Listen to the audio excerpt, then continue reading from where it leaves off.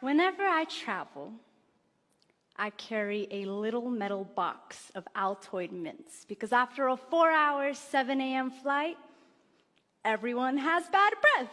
So, almost anyone is willing to take the mint from the Muslim on the airplane.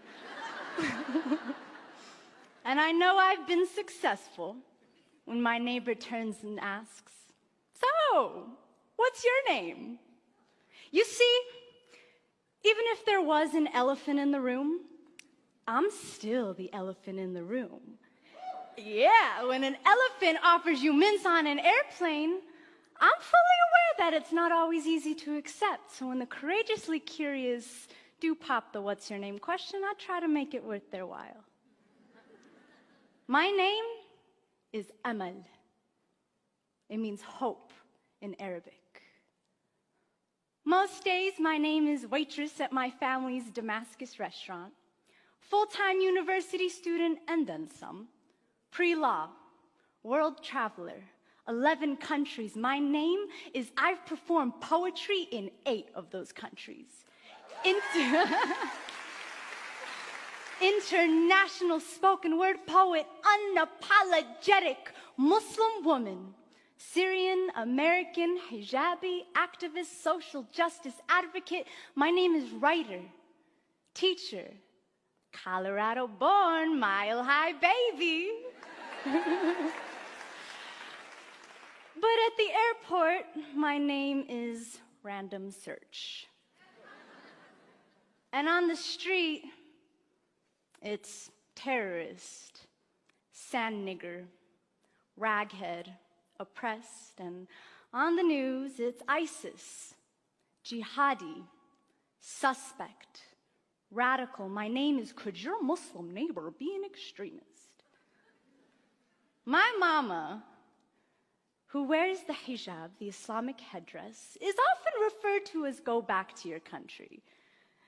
But she's from Iowa. And her nickname is Lisa Pizza.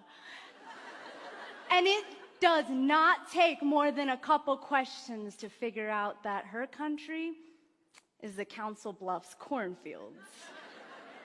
But how would someone know this without asking?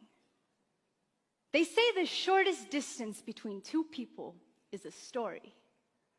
Well, I elaborate on that to say that the greatest distance you can travel in the shortest amount of time is by asking someone their name. The way we name ourselves is a reflection of who we are.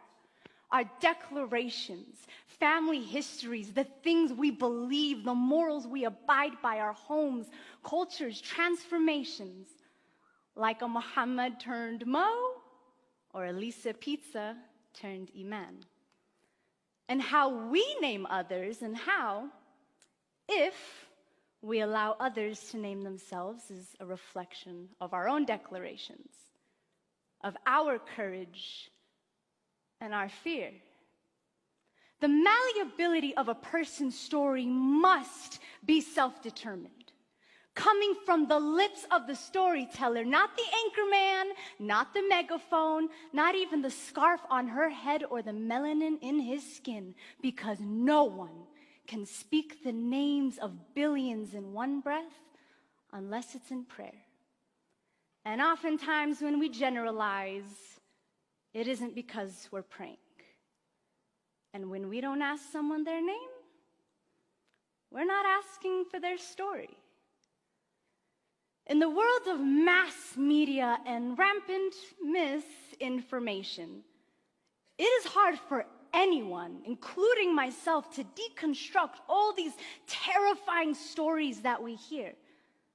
And sometimes, instead of isolating them, individualizing them, we tend to paint a group of people with a broad brush, until suddenly, everyone with a hijab on is a raghead that needs liberating. Or everyone with white skin is a racist cracker. Or everyone with black skin is a fatherless nigger. Or everybody who looks like my father is gonna blow up the airplane. Or if the killer had a light complexion, he's just a mentally fragile lone wolf. And we come to this point where we feel like we don't even need to ask people their names because we already gave it to them. In Europe right now, a monumental name change is taking place that has completely transformed a humanitarian responsibility. Countries are deporting refugees. But when you watch news coverage, these refugees are being referred to as migrants. Because let's face it, deporting migrants sounds way more reasonable than deporting individuals who have been forced to flee their country because of persecution, war, and violence. The United Nations definition of refugee. On September 11th, 2001, I attended a private K-8 Islamic school. And within the first hours of the tragedy, my school received 2 bomb threats. The word terrorist was not on my spelling list, but all of us kids picked it up pretty soon after. And in naming us terrorists amidst this mass tragedy that affected us as Americans too, in the words of Dalia Mujahid, we were not just mourners, but we were suspects as well.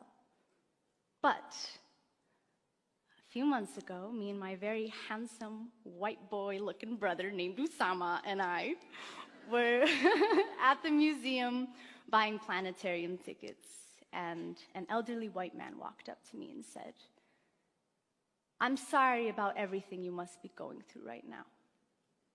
I want you to know that not all Americans believe what these buffoons are saying. And I want you..." Yeah, he used the word buffoons. And he said, "I want you to know that we stand by you."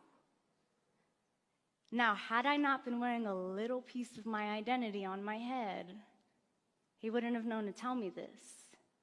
And even though he didn't ask me what my name was, he instead told me his. I have learned from experience that when someone really wants to know, they will be willing to cross that threshold of fear and find out that my name means hope. And then they'll have the courage to ask the much more important questions that probably only I can answer. Like, what's that thing on your head? Were you forced to wear it? Are all Muslims really violent people? Does the Quran really say to kill all of us? Can you please tell me what's up with ISIS? And these questions, though seemingly uncomfortable, are how I know that I have been humanized, and are how the courageously curious know that really, I'm only as scary as the silence fear festers in. Upon meeting someone new, we ask their names. We do not assign it to them.